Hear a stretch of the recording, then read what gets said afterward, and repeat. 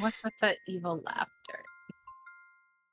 Welcome, everybody, to the Faye and Kester stream. Oh no! Oh, look at that. This is where I only stream with Faye. It has never been anything else. It's never been anything else. No one else has ever been here, so I don't know what you're talking about. The third drink that's in the middle, that's for guests. The third drink, that's for both of us. We get extra thirsty sometimes. Hell yeah. But anyways. Oh god. Wow. Hello. The memories. Hi. The memories, as if you didn't stream this once upon a time. I mean, what memories? This is the only time that we've ever put this up. Hi. I don't even know the last time you did stream with this background. God, it was forever ago. Back when it was probably 2 years ago, I want to say. It can't be that long. Maybe a year. Maybe a little bit over. Maybe over like a little bit over a year then, because it's been a long time. Life kind of hit me, Kester, and Corey right in the face. I know, so much so that Corey died. So, like, anyways. No, she did it! She's just traveling the world. You said she was in the state last time. I think she's still here. No, she is still here. I think she has another vacation coming up, though. Oh, sure. Yeah. Is that going to make her return? No, of course exactly. Not. She's traveling the world. Yeah, she's totally traveling the world. Anyways. No, she's traveling. Don't believe. She's traveling the world. I swear. She's not. She's buried in the state. Anyways. Hi. Today, we're going to talk about something. Would you like to know what? I would love to know. We are going to talk about something that I figure both of us can talk about because it's unique for each one of us. And I would even say Mikey could talk about this if he really tried to. Okay. We're going to talk about hyperfixations. Ah, fuck. Because I figured they should be really easy to talk about. Hey, you've hyperfixated, right? How long does your hyperfixation last? It depends on the day, literally. Like, sometimes I would say when it comes to like music and stuff, it can last anywhere from like 2 weeks to 2 months. Okay. And I think in some things I would say I have hyperfixations on that just linger. As I'm looking around my room and looking at things. Yeah, no, I get that. But yeah. Why? How long would you say yours lasts, if not end ever? All right. So they do end eventually. However, I've never hyperfixated on music. I have hyperfixated like on a specific song or something where I'll listen to it on repeat for a while. But hyperfixating for me is always like a fandom and always fan fiction and artwork and things like that. It's always fan fiction with you. Listen, it is the strongest thing in the fandom that I'm involved in. And for me, a lot of the times, okay. Oh boy. The last hyperfixation I had was on a certain character. And I hyperfixated for 2 years. Who? Technoblade. Technoblade. He was a Minecraft YouTuber, and he roleplayed this one character very, very well. And hold on, Googling now. He passed away, unfortunately. Oh, right, the pig one. I remember. The pig one, yeah. And I watched him beforehand, and I wasn't invested before until he passed away, and then like I got really, really sad. And the only way for me to like feel better was to read fanfics on his character, because it felt like he was still there. And so, right, good story start with Minecraft. So wait, hold on. Did they role play? Yes. So Techno was part of the Dream SMP. And yeah. I'm not getting into it. However, yes, very problematic. But back in the day, it wasn't. Okay, back in the day, it wasn't. And he role played this like badass fucking character, and he was a badass player in general, so that helped a lot with his role plays, because he was just looked at as like this all-powerful Minecraft player. I mean, it is what it is. Like I love who I love. You can't judge me. You can't judge me. He was very good at what he did. And like he was known to be like one of the best Minecraft players out there when it came to like Sky Wars and things like that. So because I was ultra sad from his passing, I hyperfixated on the fanfics, and for 2 years, I think that's all I read. If you look at my AO3, there is nothing in between what my last hyperfixation was and all of the 2 years that I read just Technoblade fanfic. I mean, I don't know if I would ever want to look at your AO3 because I'm scared of what I would find. But yeah, nobody's allowed to look at that. I'm sorry. I don't think it would just be Technoblade. I feel like if we dug back deeper, we could find some jewels. Oh yeah, absolutely. Sherlock was one of my super hyperfixations. You and every other Tumblr girlie. Shut up! I don't want to hear it. Listen, I shipped Sherlock and John like there's no tomorrow. Who didn't? Before that, I think it was I had a small thing with Danny Phantom. You make it seem like you got a fling with him or something. I did. Before that was a long time of Harry Potter. Long-term relationship. Even before that, Inuyasha and Rurouni Kenshin, and just a couple animes spread out. But Inuyasha was like the big one. But if the Technoblade one lasted 2 years, what was the span of all of these? Your lifetime? Yeah. So shit. I started reading fanfic when I was 3. No, I started reading fanfic when I was 11. I see. So this is why you had that entire situation with the person outside your I don't want to stop it. So Inuyasha, I think, lasted quite a long time because it ran into my Harry Potter era as well. So I want to say there's Inuyasha a brief period where Inuyasha was also in the Harry Potter universe, and that was a separate thing.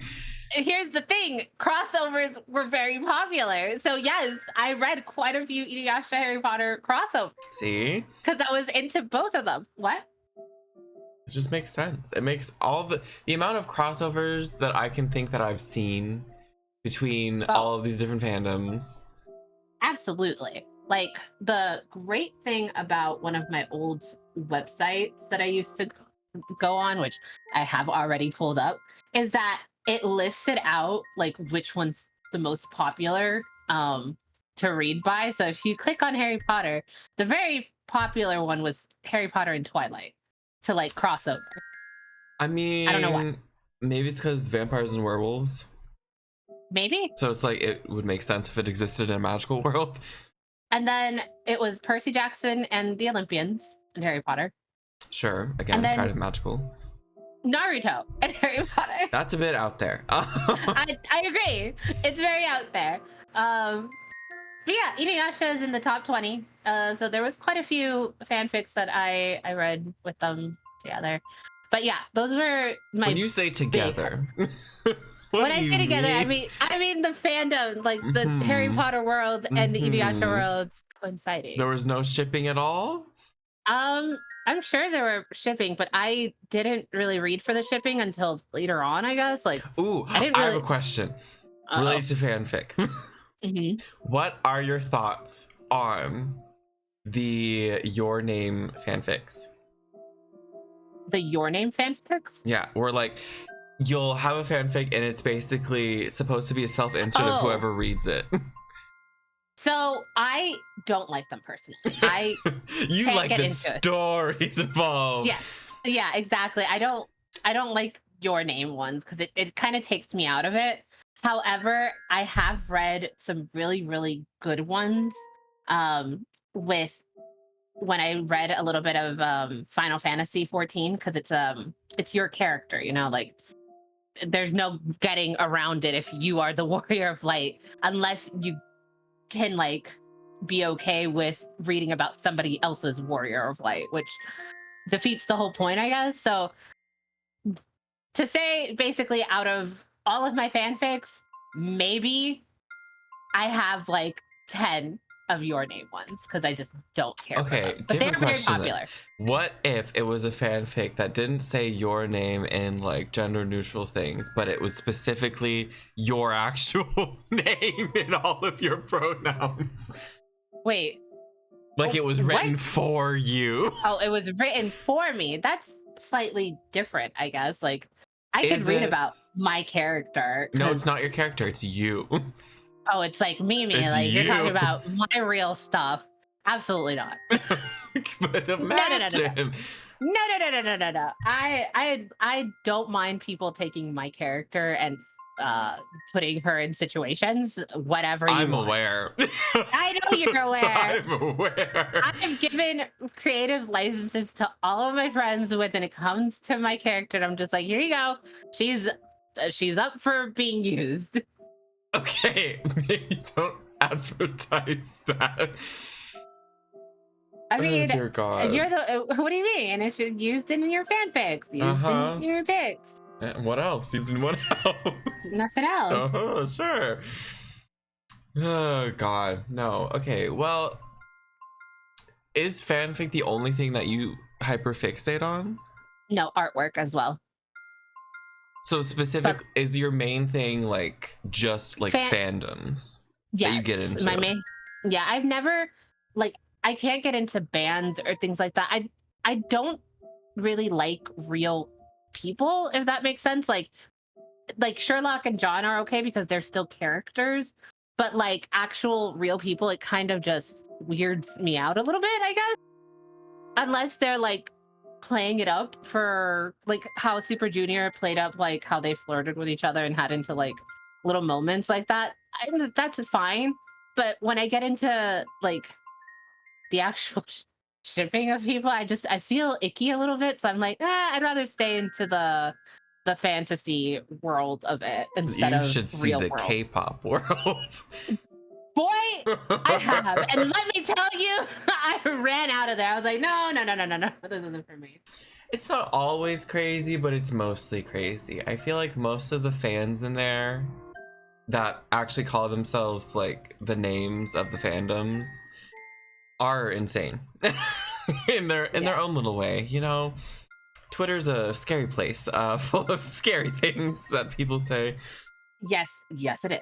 Like there's you're not gonna know nothing about this, and to be fair, I'm not even a fan of this person, but I'm gonna tell you anyways because I heard about it through people that I know. So do you know BTS? Yeah. Okay, so BTS, all of them went out to the army because, you know, that's a Korean mandatory thing where you have to enroll in the army for like a couple of years depending on where you're stationed and everything.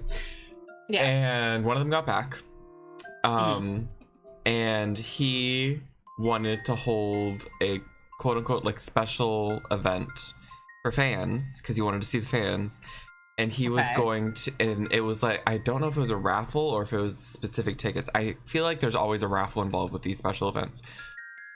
And it was like 1,000 people that were gonna get in, and he wanted to hug every one of them, like hug them. And when I first heard that, my immediate thought is, you're gonna get groped, sir. Oh, absolutely. So hardcore. There's no way that 1,000 people are going to be nice and just friendly like that and polite, because God, no. And apparently something that happened was one of the people kissed him on the neck. Oh, when no. she was fucking him. Oh my God. And apparently, I don't even know if she was arrested, escorted by security. I don't know. It was a whole thing, and I find that hilarious, because I don't understand how anyone can hold an event like that, especially a member of BTS, who I feel like is very popular K-pop group. How did he not know that was gonna happen? Like, come on. But yeah, I just found it hilarious, because like, out of all things. Do you remember which one it was? I think it was Jin. I think he was the one that got out of the army. That's probably why she could only kiss his neck, because he was too tall. Yeah, no, I don't see. It feels icky when you ship real people and not like their character, I guess. And I can't do it. I went into the K-pop fandom, fanfic world, and I immediately left. I was like, nope, this is not it for me. Yeah. Mikey, they go into the army for like 2 years. Every guy has to enlist in Korea. Yep. Yeah, I remember my favorite guy from Suju. What was his name? Talking? Oh, you don't even know. Like it's been a while. It's been a long while. It's been 14 years. He got shut up. He got in a bar fight, and to like save face, they said that he was gonna go enter the army. Sure. Well, you know. Yeah. Okay. See, the entire media around that is crazy, but around Korea in general, specifically South Korea, and how they handle scandals. But yeah. I mean, if we're talking about hyperfixations, I could, to some extent, say K-pop. I feel like it's less of a hyperfixation and more of I keep up with it because I find the music interesting. Yeah, but however, see, your hyperfixation is different from mine, right? Like, your hyperfixation is looking into them, looking at the lore, listening to all their music. No, because that's the thing.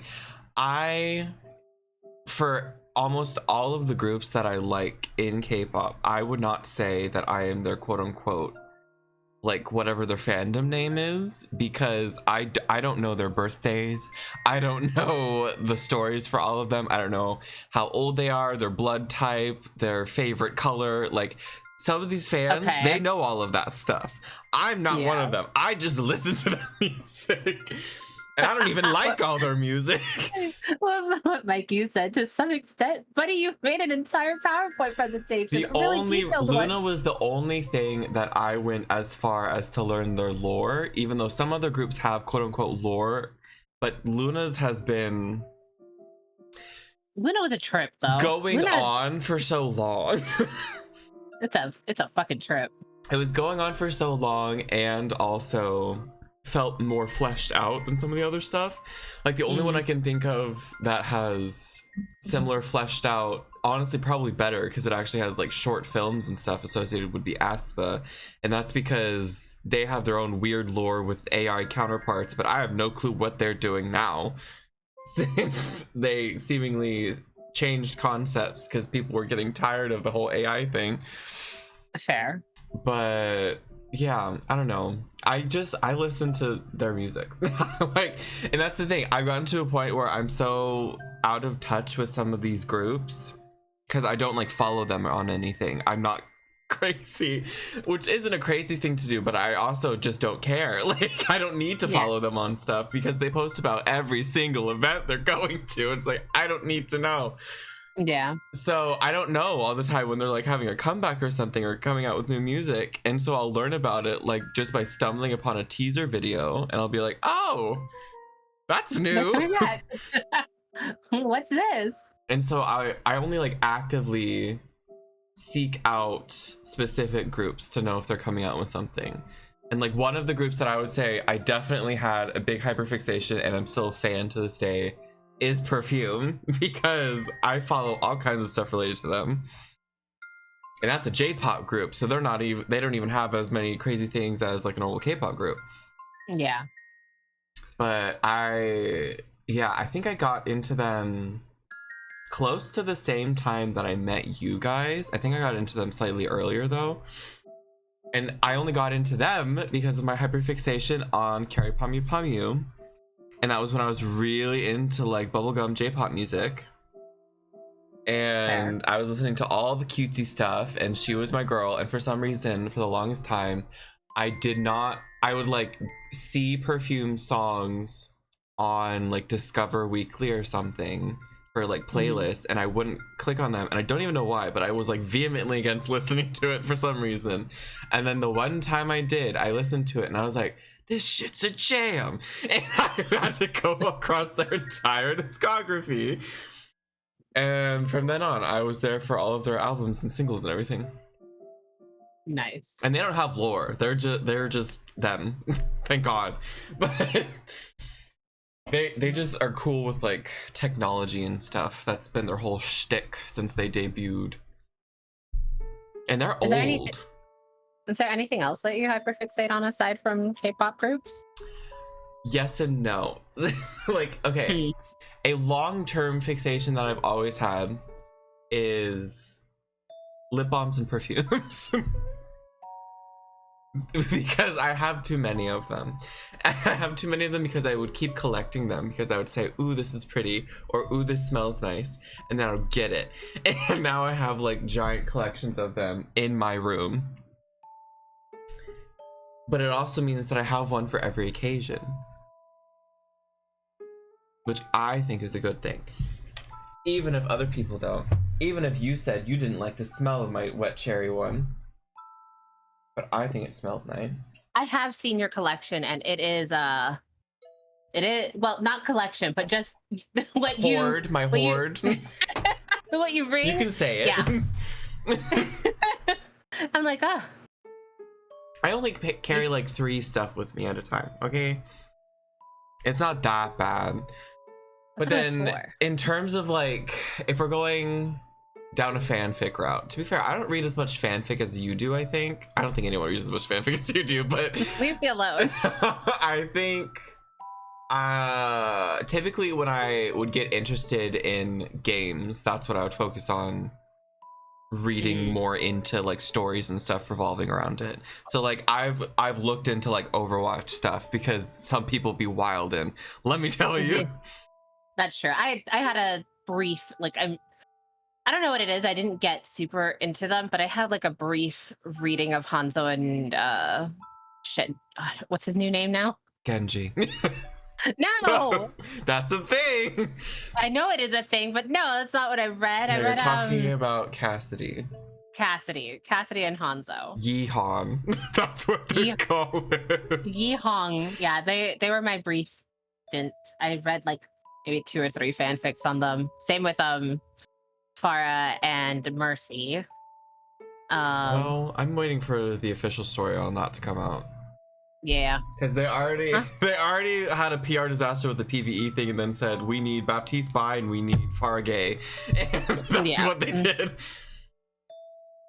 But I could see it, you know. I mean, to be fair, a lot of flirts have come out, as in character-wise, in that game. Because you have, and a lot of them are support. Like, because you have Baptiste and you have Lifeweaver. Yeah, that's true. Why is that? I don't know. Because apparently male supports are supposed to be fruity to some extent. I guess. Whatever. Which is funny, because it's not even like they're fully gay. I mean, it doesn't even matter. The fandom will make them gay if they want to. Yeah. I mean, look how it turned out for Soldier. They made it permanent. Yeah, exactly. Granted, but no clue about Reaper, but that's a whole different thing. I don't know. All that matters is that I actually could not get into any of those characters to like actively read. I don't know what it was. Maybe it's, you know what it is? What? My my thing is that there are no real enemies to lovers in it. Like, what are you talking about? Like, okay, so like Reaper could be an enemies to lover. What do you mean Soldier, could be? He is evil. He's evil, but like, I don't know. He's not my type of evil, I guess. He's just. What is your type of evil? I don't. In this scenario, no, we need to figure it out. What in Overwatch is your type of evil? I can't think of any of them that are like what I want. That's like, not true. I think you can think of it right now. You just don't want to say it. Here's the thing. My ideal villain is Sephiroth from Final Fantasy. I absolutely adore that man and all of his evil glory. I love him. Oh dear God. He is my ideal evil. It's just an unhinged evil. Tragically beautiful and beautifully tragic all at the same time. I mean, he is beautiful, but he is just cuckoo crazy, Genocidal. Hey, Mikey got it. Okay, but like that's not healthy. But of course it's not healthy. That's why it stays in the fantasy world. Oh dear God. Well, that's the whole point of the fantasy world. You could have found a genocidal maniac. You just decided to have your house float down instead. I decided that I want to be healthy in real life and unhealthy in my fantasy world. Okay. That doesn't breed for healthy real life, though. It does.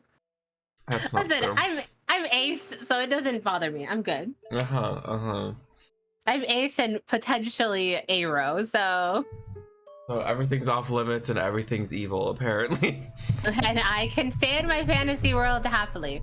But that's why I'm saying, like, I never really got into any of the Overwatch people because they were just, I don't know. They were too vanilla for you. A little bit. Oh my gosh. Like, Moira comes a little close, I guess, but like, Isn't Doom like she's just take fun. over the world evil though?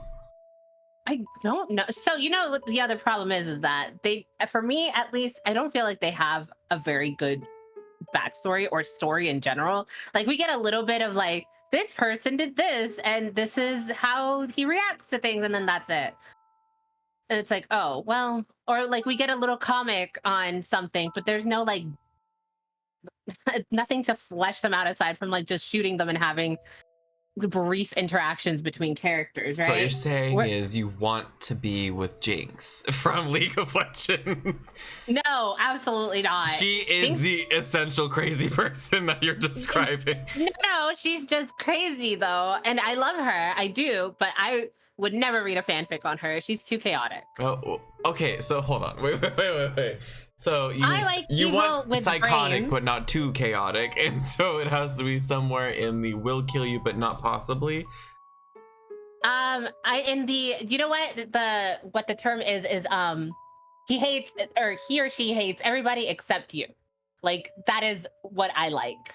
And for Sephiroth, the reason that I like him so much is because he's like that with Cloud, even though he is terrible to Cloud.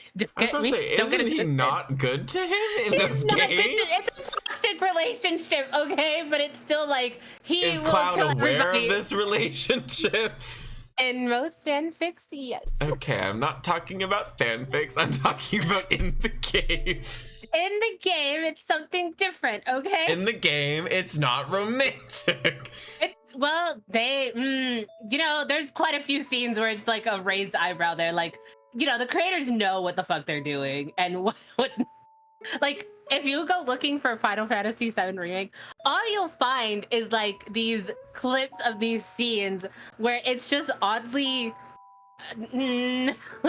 eyebrow raising between the two, Well, listen, they have a different perspective. That's what they have, a different perspective. Exactly. It's just, it is just what it is. But I live for those moments in the game, and apparently so does everybody else in the fandom. They all said no homo, so it was fine. Yeah, but then the fanfics came out and nothing is fine. I mean, for you. Listen. Because you're the main partaker of reading all of it. Listen, I have particular tastes, and I know which characters meet those particular tastes, so. And to be fair, this is why she also likes Asterion. That is very factual, yes. To be fair, though, so when I was younger, I did read a lot of smut, like a lot of smut. We know. And as I shut up, as I grew older, though, my new hyperfixation category was found family. I love God, not that. Yes, that. All right, it became fluff, and all I wanted was to read fluffy found family, and I did that. And I did that with the Technoblade because his character arc was pretty much like kind of a found family.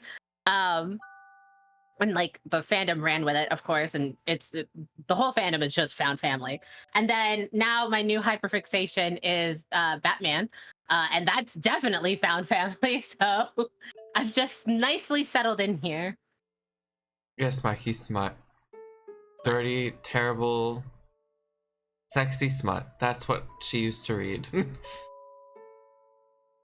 It doesn't surprise us at this point. I feel like if anything, it's more just telling that we knew.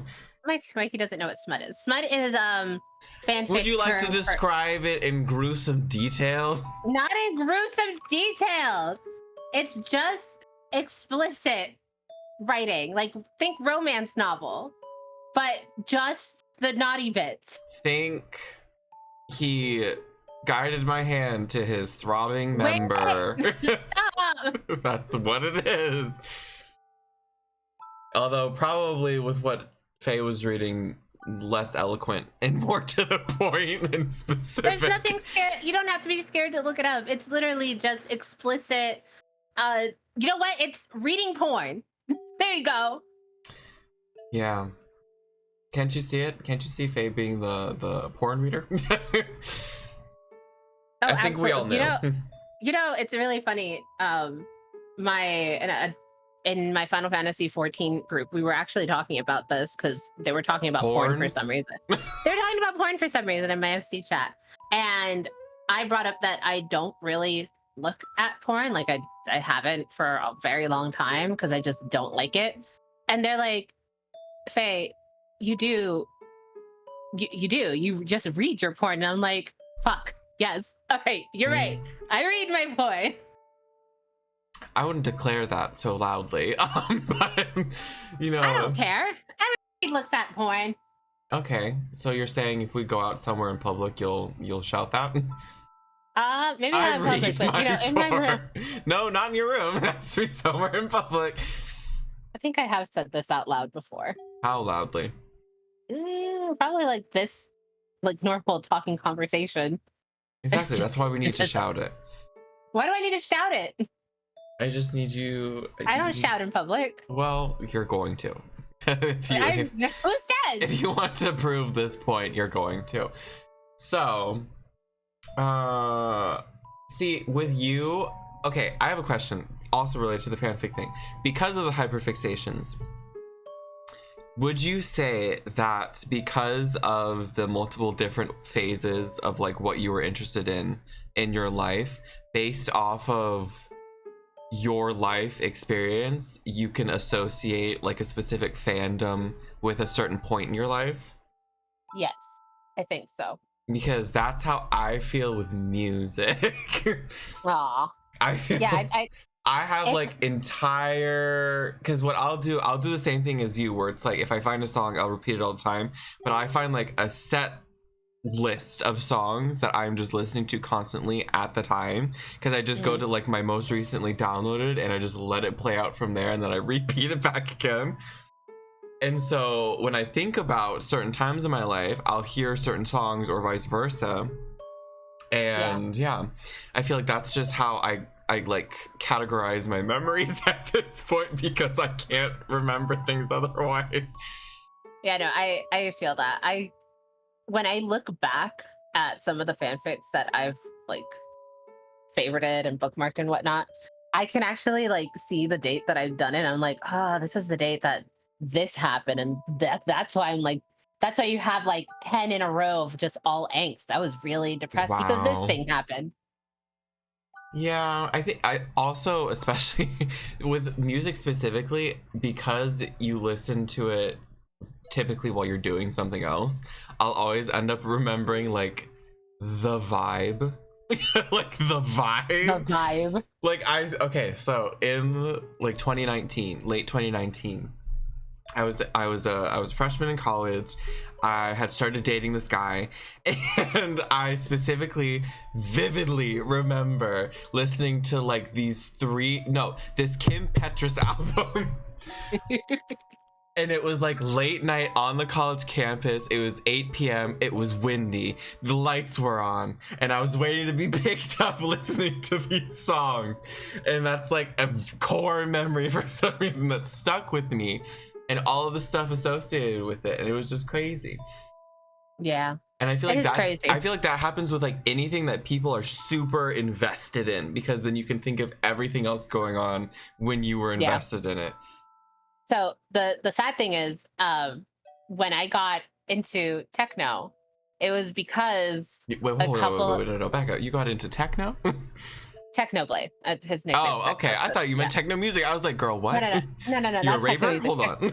Technoblade was because he passed away, and I connected so much with it because literally a year, like less than a year, my niece had passed away. So I was still freshly sad about everything, and I couldn't do anything about my niece passing away, obviously, aside from look at her pictures and whatnot.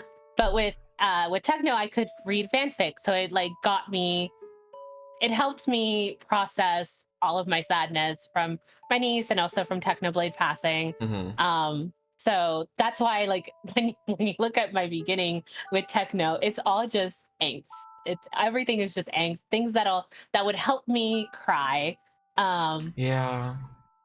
And then it got, as the time went on, found family stuff. Yeah, it turned into found family, and I got happier again. I managed to be happy again. Yeah, but do you ever just read the angst because you want to read the angst again? When I go back to it, it does make me really sad. Like, if I have one of those moods where, I don't know if you've ever had it, where you feel like you need to cry, but you can't cry, so you have to find a way to make yourself cry. I will do that. I'll go back and read like a really I just sad listen to fanfic. Mitski. I listen to the gay depression music. See, I tried that. I'm just not as connected with music as you are. Some music can make me cry, but it's if I put myself in that mind frame of crying, I guess. But that's hilarious though, because you're like, I have to put myself in that mind frame and I can't. Whereas I'm like, I'm fitting my life into all of these songs somehow, even if it makes no sense at all. I'll just go and read something to make me cry, or I'll watch a scene that always makes me cry from a movie or something, and that's like how I get myself What to scenes cry. make you cry? Oh my god, I don't know. The funeral, not the funeral, the eulogy scene from The Fault in Our Stars, where she's Never reading. Seen it. So that whole scene makes me want to die inside, and it will easily make me cry. What other scene? It's not a scene, but when I watched Titanic when I was really young, and it's still like, not the Titanic. Oh no! Here's the thing. It's not a scene. It's just the music from that scene where she's saying. And that music will make me cry. The music or the ending from Pocahontas will make me cry. Oh God. Oh, there's a movie called Me Before You. No, it's not. Yeah, it's Me Before You. Oh my gosh, I've seen that movie illegally. It's great illegally. Everything is great illegally. The ending of that also makes me cry, obviously. Doesn't he die? Yeah, he does. Okay, and sorry. It is the one I'm thinking of. Spoilers. Oh, they're not gonna watch it. There's another movie called I Miss You Already. Also, the close to the ending scene where she's saying goodbye to her best friend makes me bawl. Yeah, it's those kinds of scenes. But I don't know, for me those kinds of scenes are therapeutic, because at least for my niece, she left all of a sudden, so I didn't really get to talk to her at all. So the scenes in movies where people actually actively get to say goodbye, it's very therapeutic, and it makes you cry a lot. I think the only one I can think of movie-wise that's made me cry multiple to literally every time I saw it, it made me cry was the Everything Everywhere All at Once movie. Oh, really? Specifically when I don't know if, well, have you ever seen the movie? Yeah, I've seen it. Okay, well, specifically when the daughter is having her whole breakdown and being like, what's wrong with me? And she's about to jump into the Everything Bagel, which I know this sounds crazy to people that have never seen this movie, but she's about to jump into the Everything Bagel, and it's flashing through all of these different universes, and through all of these different universes, she's essentially talking about like how she feels empty on the inside and how she feels like depressed and like nothing matters, and then how the mom through all of the different universes is trying to be like, even if it does like nothing matters, at least we can just like stay here together, right? Yeah. And I think that's it got me because I felt like the daughter before. And so I was like, oh no, it's me. I'm jumping into the Everything Bagel. But yeah, it didn't help that the first time I saw it with my mother. So I saw it with my mom too for the first time. Yeah. That must have been a very confusing movie to watch. It was. It was very confusing when we first saw it. Yeah, when we first saw it, we both liked it a lot, but it's definitely a movie that you have to see twice. And mom saw it again with my other sister, and she's like, I understood it a lot more the second time. I watched it by myself the second time, and I was like, oh, yeah. I think I saw it 3 times within a span of a couple of months because I took other people to see it too. I mean, fair. It is a very good movie, and I don't know if she won any awards for it. I don't know how everybody on that cast just did so fucking amazing. Everything about that movie is just crazy. Yeah. From how it was made to how it turned out. Like. Yeah. No, but like, and that's why it's perfect. It's perfect. Like, it's a fucking amazing movie. And I love that the one that played the daughter, her way of being evil is just being weird. Being like so chaotically terrifying. Oh my god, the dildo scene. Oh my god. Yeah. I mean, I think what was the most fun was just the fact that every time she would show up, she was in a completely different outfit. It made absolutely no sense. But I loved it. It was her, and it was weird, and I loved it. I thought it was great. See, but that's the other that movie reason. made me tear up. I wanted to be like her and show up in a different outfit every time I go somewhere. But no, I felt like a very deep connection to the whole I just want to jump into an Everything Bagel, you know? Oh yeah, I'd definitely jump into that Everything Bagel. But yeah, it's fine. Mikey, don't worry. You don't ever have to see it if you don't want to. You should see it though. It's a great movie. It is a good movie. Recommend it. You will be very confused when you watch it the first time. Yeah, the very first time it's confusing, but it's a fantastic movie. It's fine. Maybe one day we'll have a movie night. Right, Faye? Right, Faye? I would love to. Right, Faye? Listen. After all this time, Faye? Honestly, yes. I get it. But it'd probably only be me in there. That's not true. I can get Kester. Kester will come when she feels like it. That's not true. If I beg her. She doesn't like a lot of movies, though. Yes, but it's me. She'll come and watch it even if she hates it because I ask her nicely. I've known her for too long. I'm not allowed to say how long I've known her for anymore. She has forbidden it. 74 years. You're not supposed to say the number. She got bound to her in a contract of blood and bone. You know, horror is one of the ones that she will actively watch. Oh, I'm all into horror movies too. I love a good psychological thriller. Oh yeah, or absolutely. Things where you don't know what's going on and you're just as confused as everyone else. Yeah. She's usually the ones that sends me some horror movie that she wants to see eventually.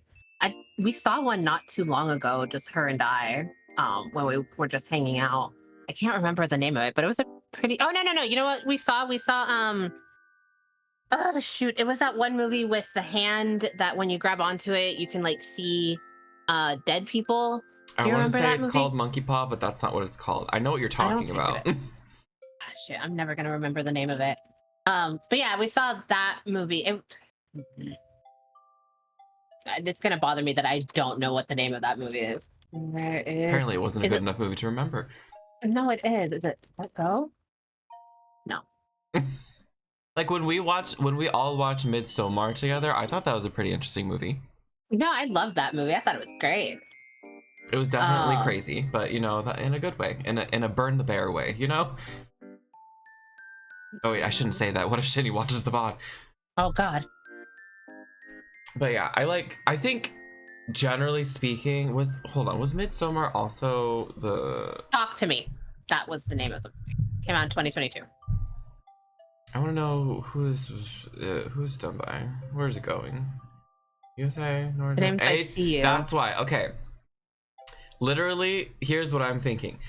I seem to gravitate towards a lot of A24 movies.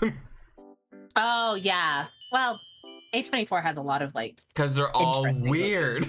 Yeah, they're just interesting movies. They all follow very creepy-ish stories, and I feel like that works. Like, I still want to see all of the Pearl X Maxine movies that are coming out that stars the same girl playing different roles. Oh, do you know what movie was like so stupid? Drag Me to Hell. But damn if it didn't have a shit ton of jump scares, like cheap ass jump scares throughout the movie, and they knew they were doing it. Like they did it every like 5 minutes at one point, and I fucking hated it because it made me jump every single time. But that movie, it was really fun. What even is Drag Me to Hell? It's a movie. So the main character, she works for this bank or something, and she had to like tell this lady that she couldn't get a loan for something or something like that, and the lady was like a what it's not a good term anymore, but a gypsy. And she put a curse on her to basically get wrecked by these demonic demons. And just throughout the whole movie, this girl and us in sequence got jump scared by different goat-like satanic beings throughout the movie, and she is trying to break the curse throughout the movie. And yeah, that's the whole fucking movie. Oh my gosh, hold on. Speaking of that, now that I think about it, I don't know if it's still on Netflix, but there's this series. It's based off of a book that I really want to read. I need to pick it up sometime, but it's called Brand New Cherry Flavor. And I'm not going to spoil too much, but it's similar. It's not jump scary, but it's weird, creepy, cool. Because, okay, talking about hyperfixations, I am someone that always ends up finding really weird, out there, sometimes creepy, odd stories in terms of like shows or films. And so I'll like watch them out in the living room, like on the TV and stuff. And my family will walk by and they'll be like, what the hell are you watching? Because that's like all of the stuff that I watch. But it's called Brand New Cherry Flavor. It was a limited series. It's based off of a book, and it is insane and weird and so funny to me because of how stupid it is. And I think if you can find it, you should listen. It's fun though. It's fun, and actually no, now that I think about it, there are some jump scary bits, but it's only if you're not expecting it. I'm never expecting it. I'm stupid. I would gladly watch it with you. I'm sure we can find it illegally online. But it's what it used to be on Netflix, but it's probably not there anymore. That's what I'm saying. I don't know, because I watched it a while ago, but I watched it multiple times because I liked it that much. Also, oh my gosh, I know I've told at least Kester about this once. I don't know if I told you. No, I did tell you. Girl from Nowhere. Girl from Nowhere. It is, I want to say, it's a Thai drama. And I think I've seen this one. It's one that I specifically remember telling you about because I was obsessed with how this entire season was portrayed. It had 2 seasons and it followed this girl named Nanao, and she was nothing was ever explained in this entire thing. She was basically just this agent of chaos that was constantly showing up at like these schools where kids would do the most heinous stuff to her.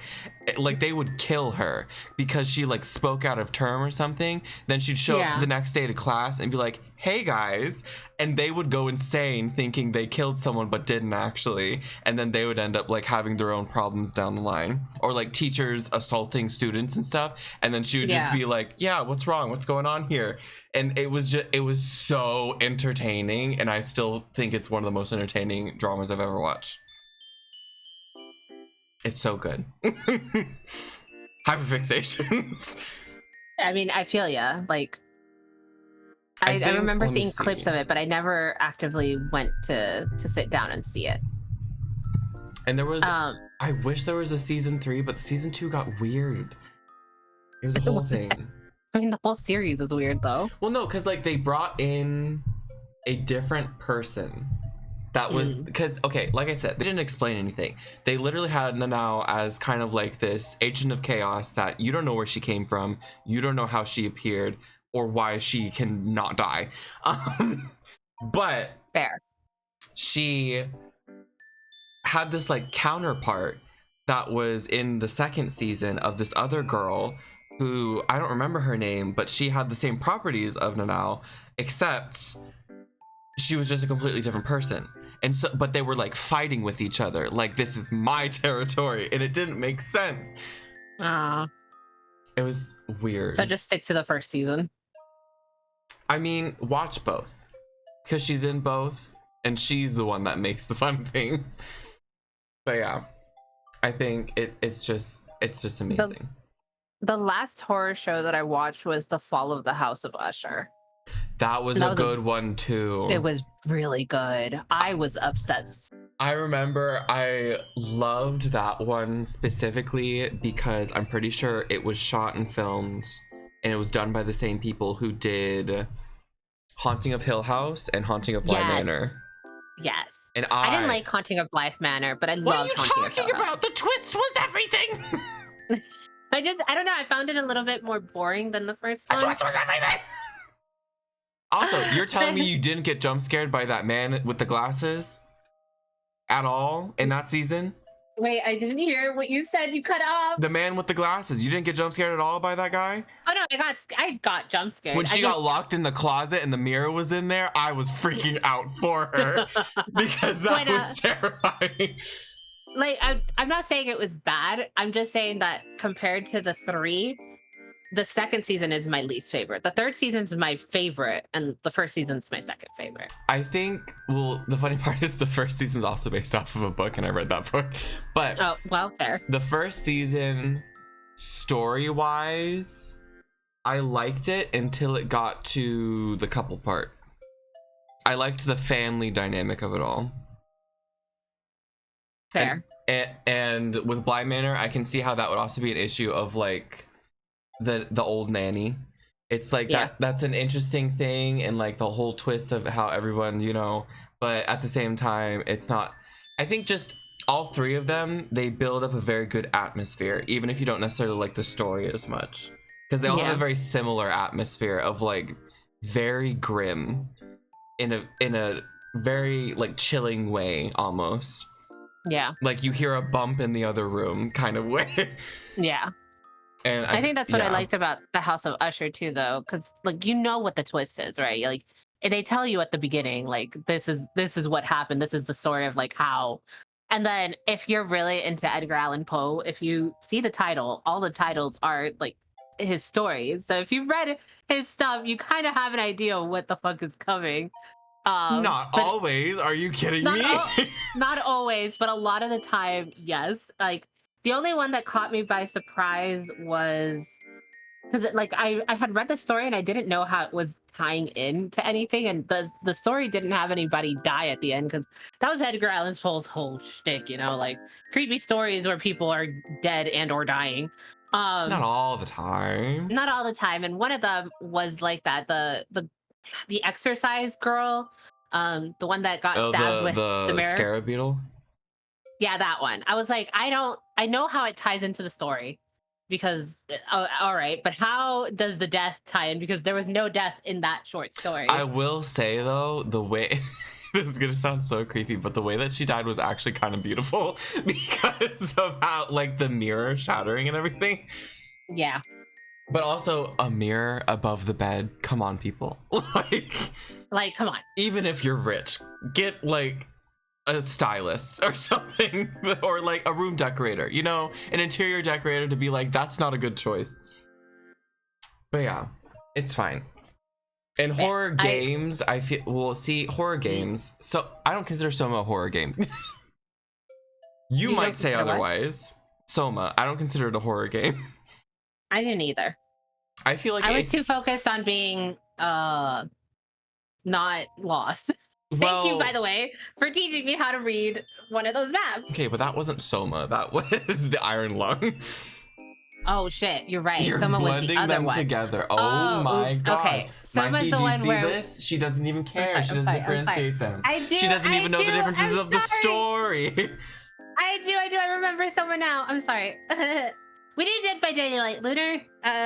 I suck at it really bad. Literally, I'll play with Faye. What are you saying? How dare you? I play a decent killer. Okay, that's true. Quiz and Tony play very decent killers. The rest of us are terrible. I play Dead by Daylight with her occasionally, very occasionally, and then she gives up after 2 rounds. But that's just her. That's just me. But I mean, yeah. I try to do the, as long as I'm not the killer. When I'm the killer, I don't really try. I don't like being the killer. It's not try. You don't even try. You don't even try when you're the survivor. Yes, I do. I get a bunch of the thingies done. Also, shouldn't you be happy? The new killer and the new survivors are D&D based. Oh, are they? I didn't see the new survivors ones. are bards and the killer's Vecna. Oh, that's weird. The bards can even do bardic inspiration. That's interesting. Well, now I want to play. Well, it's too late now. And besides, you wouldn't be able to play it anyways. You'd have to get them. That's true. But you could wait. Do you have them? No. Oh, well, never mind. I don't want to play anymore. You wouldn't even play in the first place. I would play as long as it's with everybody and not with a stranger. You realize what I had to do to get that stupid nurse weapon I had, and the gumball weapon for the plague? I swear. I appreciate you and you murdering me in that game. No, you don't. I do. You appreciate when it's over. That's what you appreciate. I appreciate it a lot more when it's over, not while you're chasing me. But anyways, yeah. What were we talking about before? Oh, horror games and Soma. Soma wasn't scary to me, but it was a psychological something. It's not something. Horror. But it was psychological. I didn't feel bad about killing certain robots, but then, they were kind of already dead anyway. I still hold out that I did make the right decision. I just didn't do it correctly. You could kill him faster than what I did. Sure. It's not horror. It wasn't horror. It was psychological suspense, maybe. The only thing I can think of that was scary. Well, there's 2 things, and one just has to do with if you don't like that, which is like if you're like going through those underwater bits where you're like at the deep part of the ocean, and it's just black all around you. Yeah. I feel like that would get to the people that don't like the ocean. Yeah. But then also when that dude kept popping up, like the hallucination with the diver helmet and stuff, he would appear and then a jump scare noise would happen and you'd have to run away from him or he'd kill you. I feel like that's the only thing I can think of that was like a scary part. Yeah, but that also reminded me of like BioShock and stuff.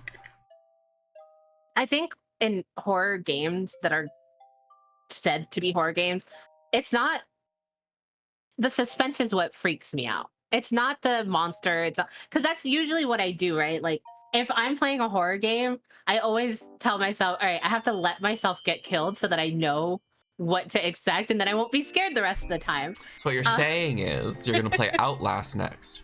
No. I think you should play Outlast. It's a pretty old game now. The only reason I haven't played any more Alien is because Kester's been super busy with children and being a mother, and I refuse to play it by myself. You could still play it. I will not do it.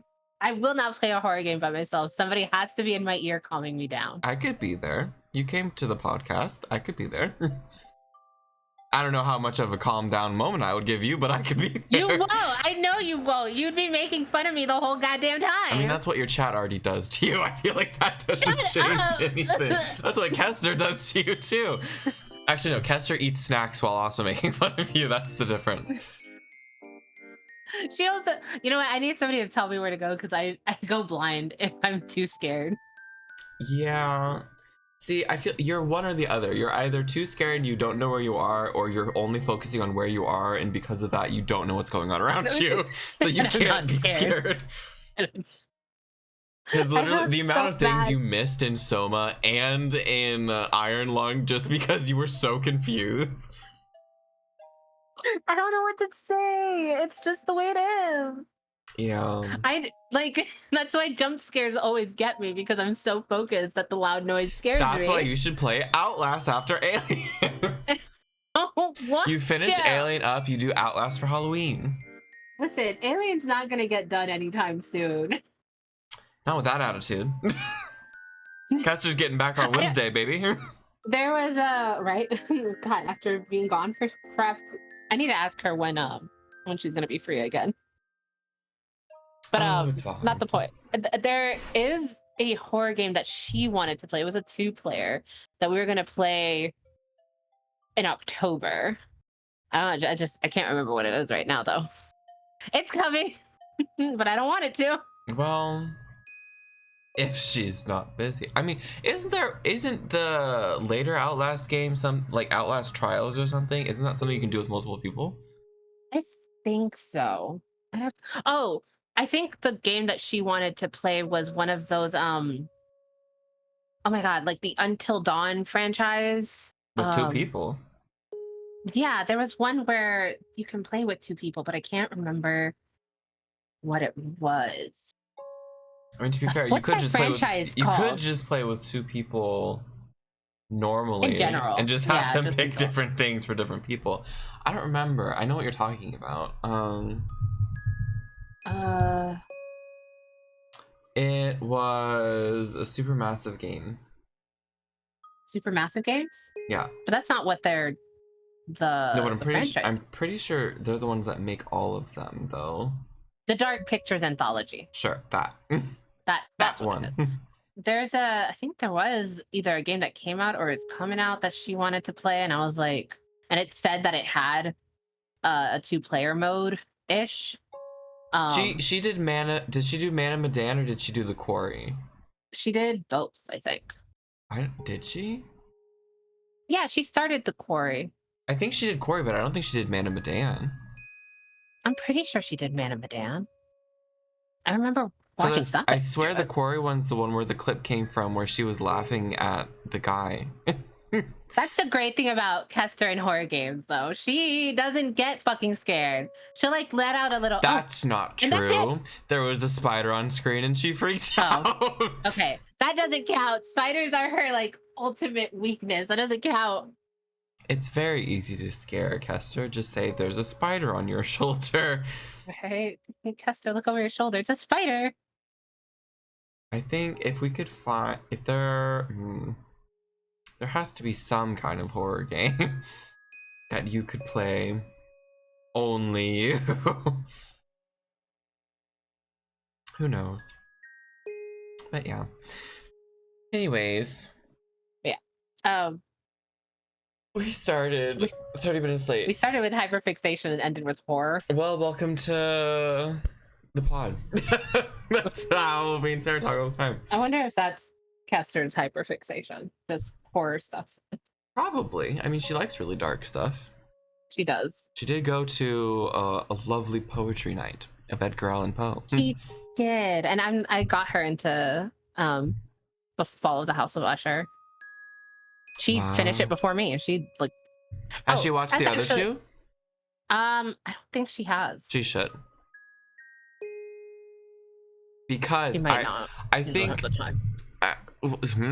I'll make the time, but I think one of the things, going back to it really quick, that I liked about the entire three series is that the way that they do horror isn't always jump scares. A lot of it is like subtle things that you don't even see until afterwards, and that's what I think is cool about it, because you'll be like, oh wait, there was someone just standing in that corner the entire time, but it was so dark I couldn't see them. See that? Yeah, I went back and actually did like watch an analysis video, and I was like, damn, how did I miss all these goddamn ghosts in this one shot? Yeah. So I think that's why it's a really good horror thing. Yeah, like I said, the reason why jump scares get me is because I focus so hard, but I do truly love psychological suspense.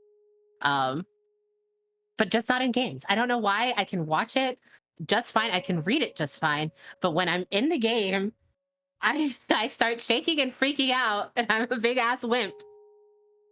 See, I am a believer in the vibes being off.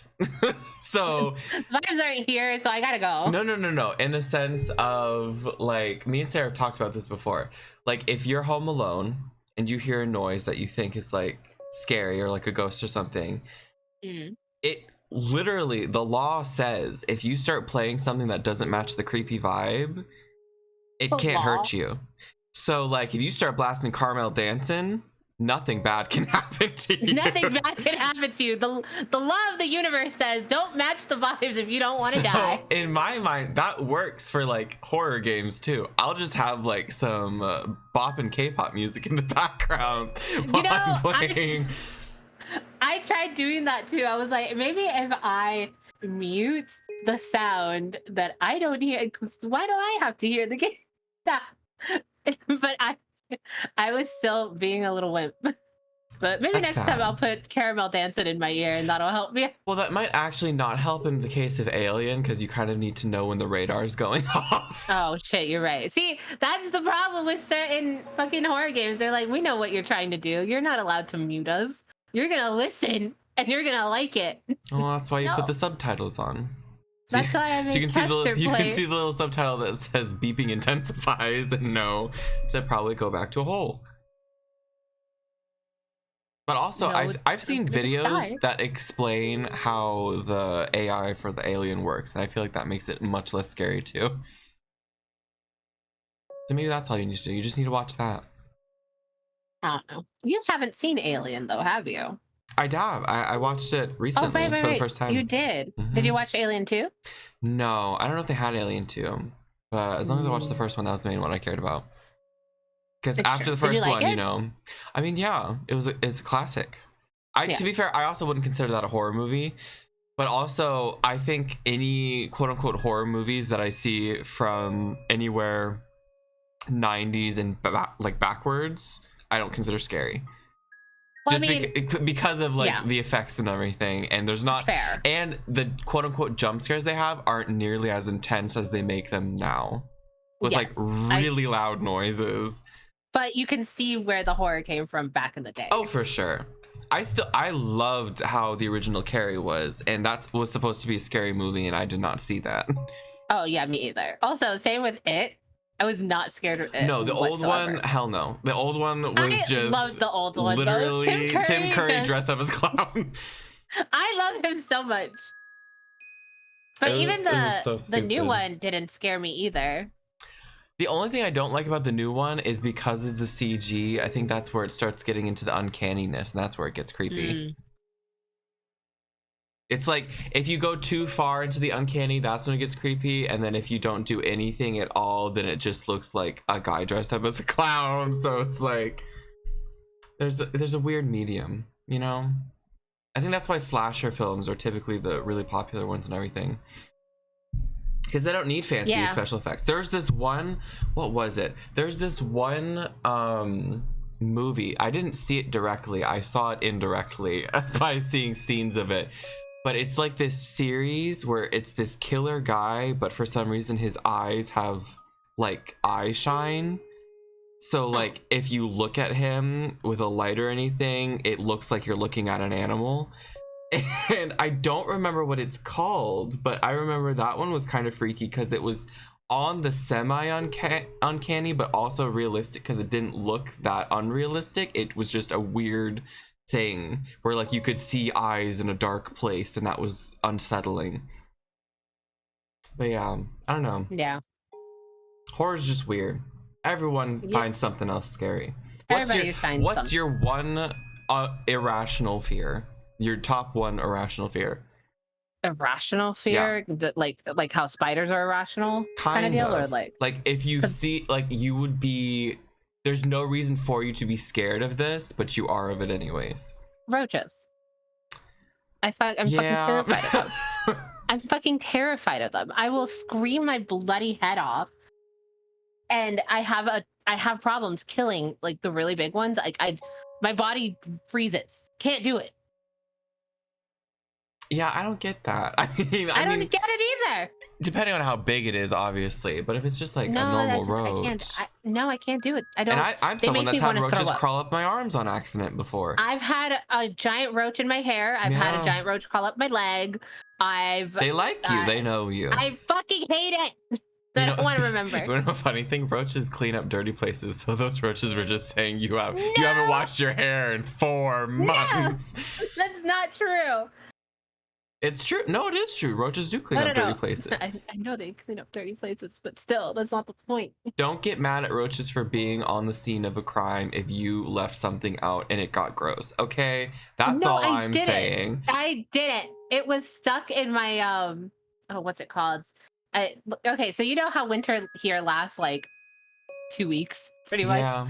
So for those 2 weeks, I had this comforter out, and I picked up the comforter, and I guess it was in the comforter, and it just crawled into my hair from the comforter. That's nice. And I wanted to die. I literally flung my head. It was also cold. And I wanted to die. I literally called my dad it was like 11 p.m. at night, called my dad and I said, pick me up. I can't be in my room right now. I can't be in this house. Wow. He picked me up late at night. God, I love that man. Happy Father's Day, Dad.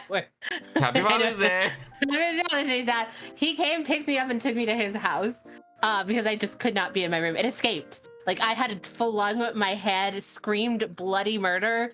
Nobody heard me because everybody was sleeping. I'm like, damn, if I'm getting murdered, nobody would wake up to save me. Flung it out of my hair, watched it crawl behind something, and I had to leave. I was like, no. What you should have done, you should have just taken it in your hand, shook it around a bit, threw it in the air so it was dizzy, and then it couldn't find anywhere to go, and then that's how you killed it. I hated it. Same with the one that was crawling up my leg. I thought it was a hair, flicked it, felt that it was bigger than what it should have been, and died inside. It's fine. I think I've only ever had one bad reaction to a bug, and to be fair, this was years ago. So if I saw one that was that size, I would probably still be slightly freaked out, but less so now because I feel like I have a better relationship with bugs these days. But I was literally sitting in the living room, and there was this spider that was, honestly, it was like, what is a good comparison? Do you know how big a McDonald's pancake is? Yeah. It was about that size. Holy shit, that's a big spider. Exactly. That's what I thought. I thought to myself, how, when, why? In Florida? I'm confused. And so I specifically looked at it because it was crawling across the floor in front of the entertainment system. And I was like, I don't even know how I could kill that, honestly. Because it was on the carpet, so I thought if I like drop a book on it, it's gonna go into the carpet.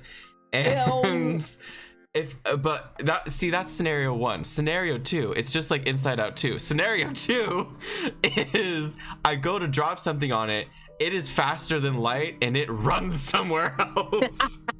And then Lord knows where that thing is.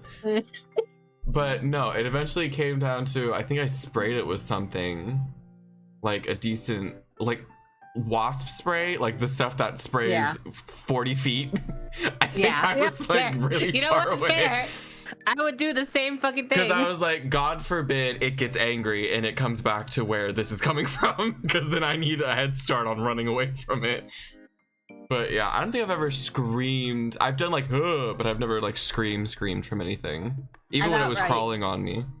I've outright screamed. Yeah, that makes sense. To the point where I hurt my throat because it was such a surprise scream.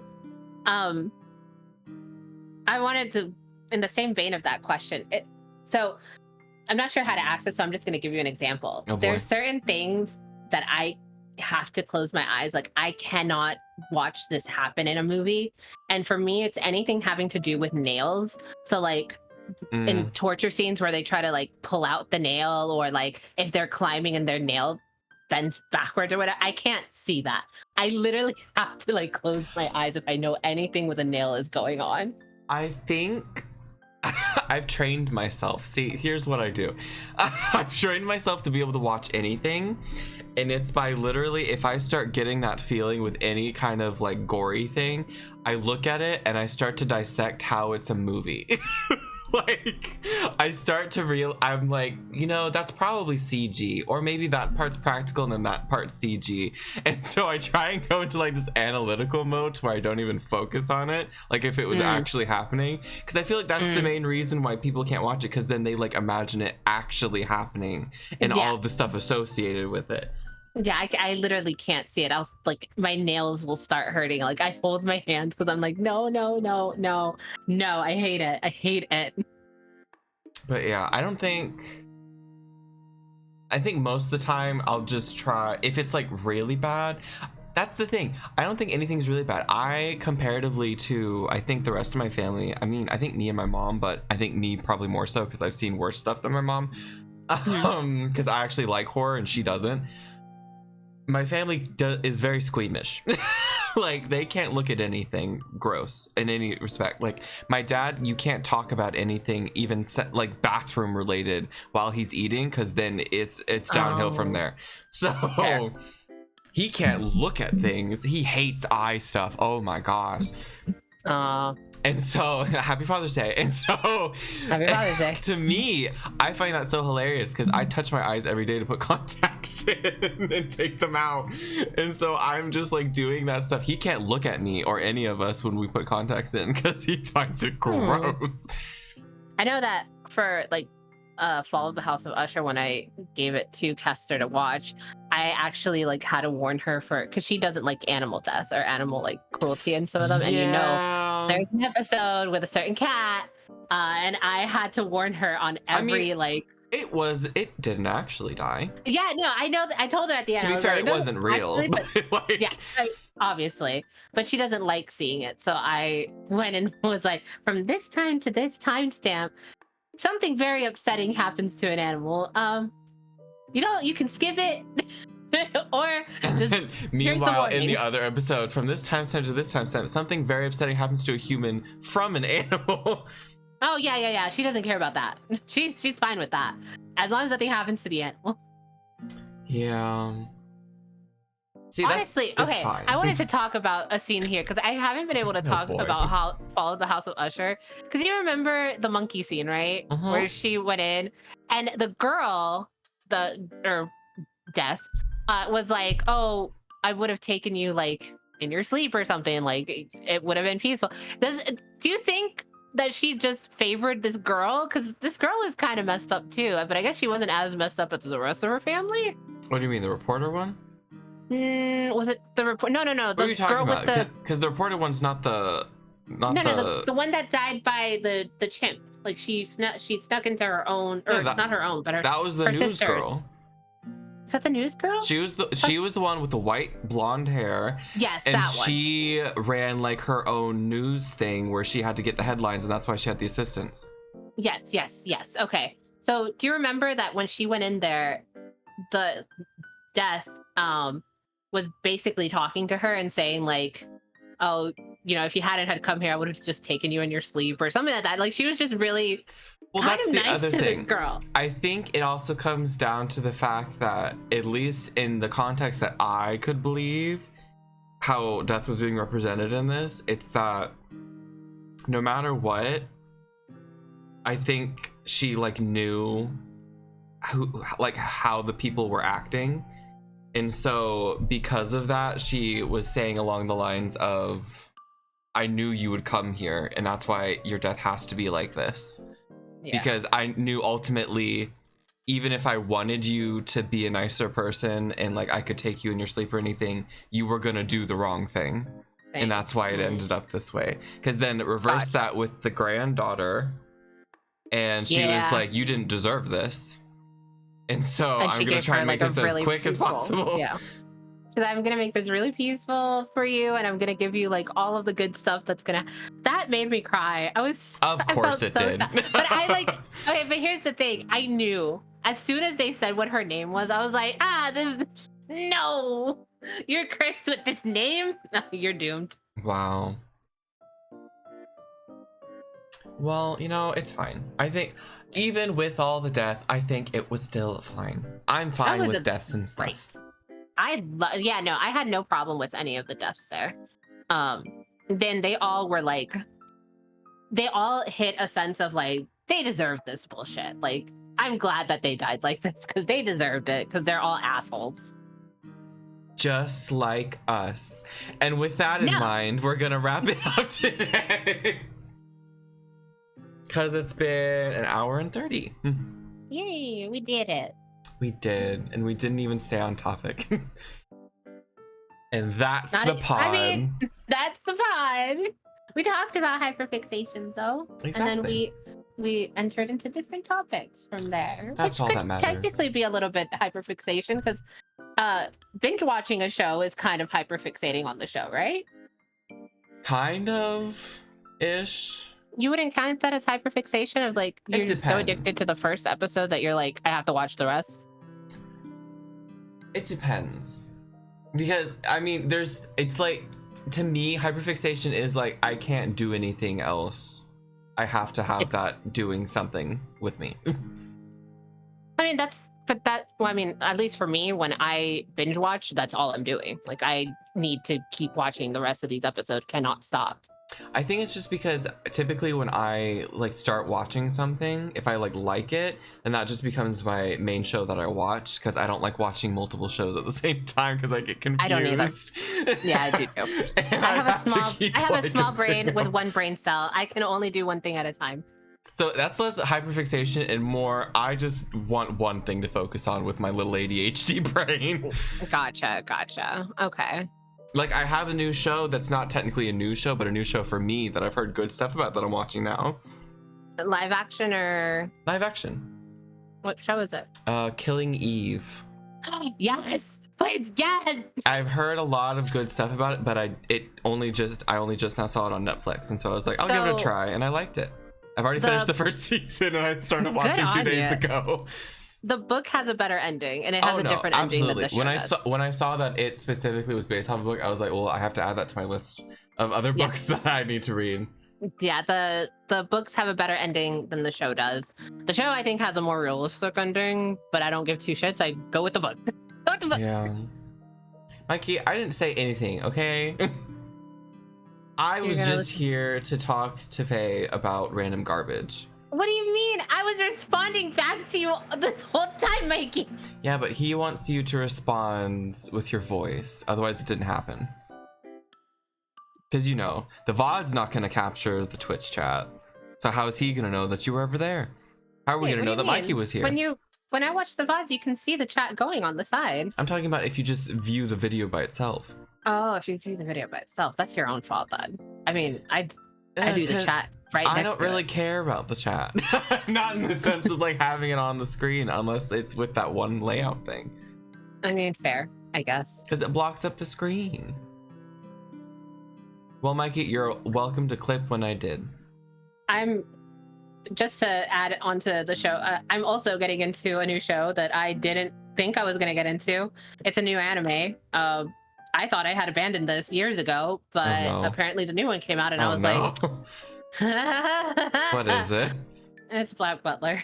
Oh God. Yep. I was like, I remember watching that years ago. That's what I said. I was like, oh, I'm done with that. Like, I had a little hyperfixation on it back in middle school or something. I'm done with it. I'm no longer interested. My feed has been covered in clips of like this beautiful fucking anime, and I'm like, damn it, Blackbuster looks really, really good again. All right, and I've started. I'm like on episode 2, and I'm gonna continue watching. Overall? Of the new season. Okay, I was like, you're starting really far. No. Like I said, I watched the original anime. I watched all of the movies, but this was years ago.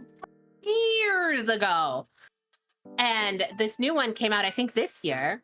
And they're on like, I don't even know what episode they're on, but they're episode 8, 9, 10, something like that.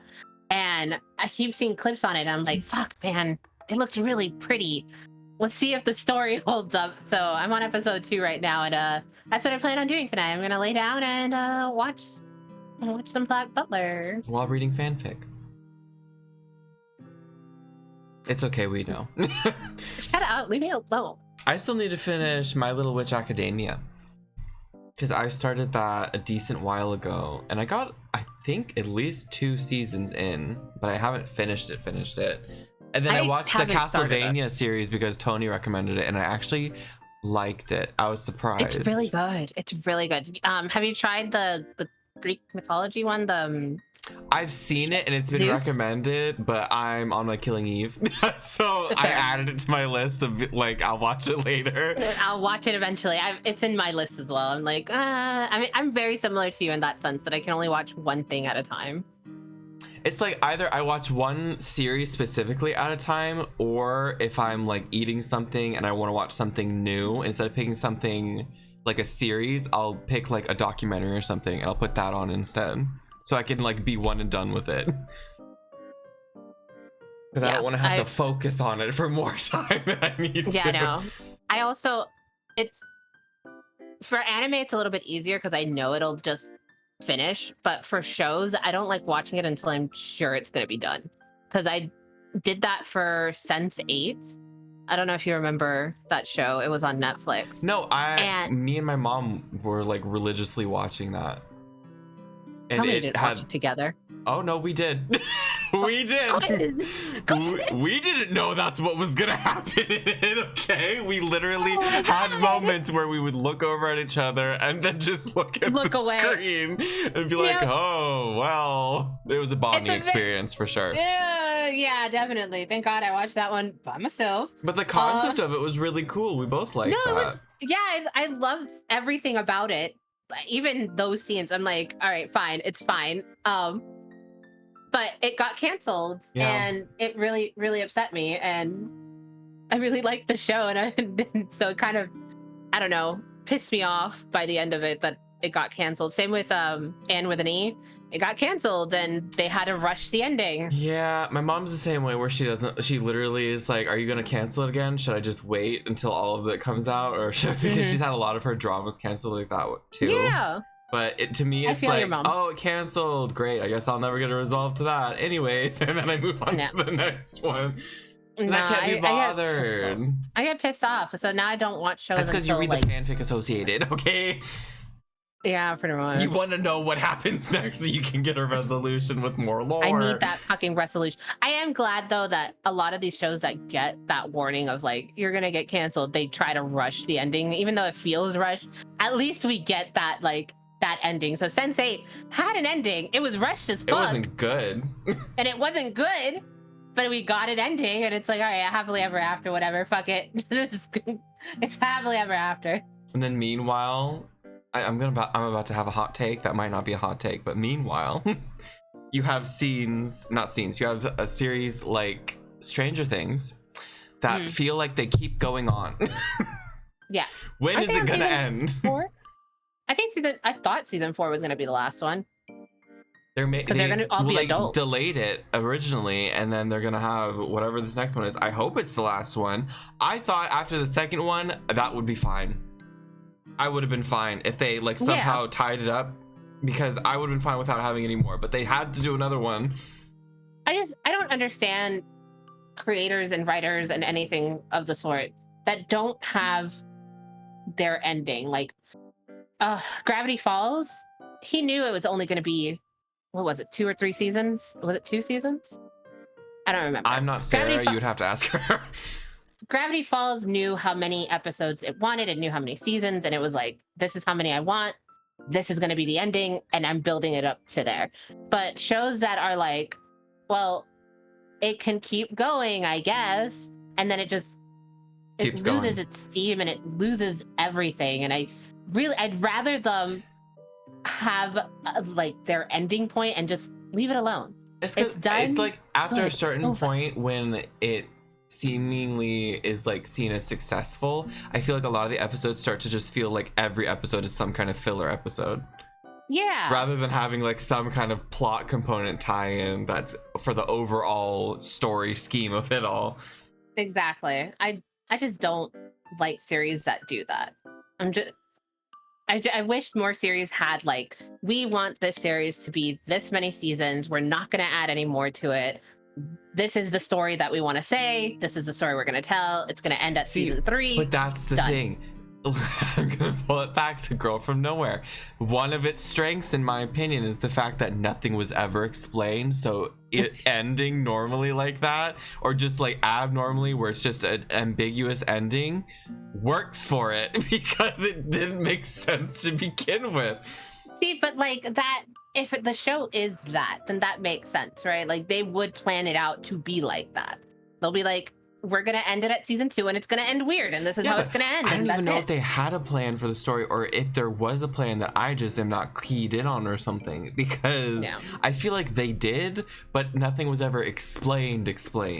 Like I have a lot of moments where I will watch a show and I will be like, great, I have to look up the explanation of the show again because I don't understand what happened. What the fuck happened? I'm very stupid when it comes to that stuff. Same. One of the first things that I do is look up an explanation video on YouTube if I don't understand something about a movie. Like, please explain the ending, or please explain why this happened. I think when I don't, that typically means that the movie was really, really good because then it didn't have to explain anything to me. Yeah. Or really, really bad. Or both. Or I'm really dumb and need somebody to explain it to me. Something along those lines. It's like I just don't all over again. Pretty much. I just really don't like when my shows get canceled and they have to rush an ending. But I also just don't like that they didn't plan ahead for that. They just planned for like the season and they're like, this season's gonna just do this. And if we get a second season, it'll do this. And if we get a third season, it'll do this. And then canceled. And it never did. And then it's fucking canceled. And then they have to not finish up certain story. I don't know if you ever saw Anne with an E, but like they never get to like explain something. Fair enough. Honestly, I didn't think I was either until I saw Anne with an E, and I was like, "Fuck, maybe I am." Is there gay? Yes, actually, there is a gay character in there. Wow, what a crumb! What a crumb! Love that. There's just the one. Well, no, I'm a liar. There's 2. Do they get together? No. One of them is an old lady who, and not old, she's like an aunt, whose lover passed away. And you know that it's set back in the olden times, so they couldn't really say that they were together. But it's heavily hinted at, and then she admits to it to Anne. And Anne finds it okay because one of her best friends is gay, and he didn't know that it was okay, and he gets beat up and bullied because of the way he is. And just like Mikey. The aunt takes him in and like helps him out. And it's very sweet actually, but it is very sad because it's set back in the olden times where none of that is okay. Fuck you. Yeah, pretty much. That was literally from you explaining how bad an anime ending was on one of these podcasts. Oh, really? But with Corey and Kester. I wonder which one it is. If I got the clip, you would probably remember. Anyways, okay, now we're officially gonna go. Now, yes. This is it. So thank you for watching. Thank you for being here. I hope this is an entertaining VOD for when, you know, Shinny eventually goes back and watches it, because, you know, I'm banking on her watching it, and Sarah too, because she's gonna be curious what we talked about without her. But yeah, anyways, we're gonna I'm glad that I could fill in for a little bit. Well, thank God. I'm glad that you showed up 30 minutes late. I warned you ahead of, well, I warned you a little bit ahead of time, at least. I know, I had to back up the time specifically for it. Anyways, okay. Bye, Bye. everyone. Have a good night.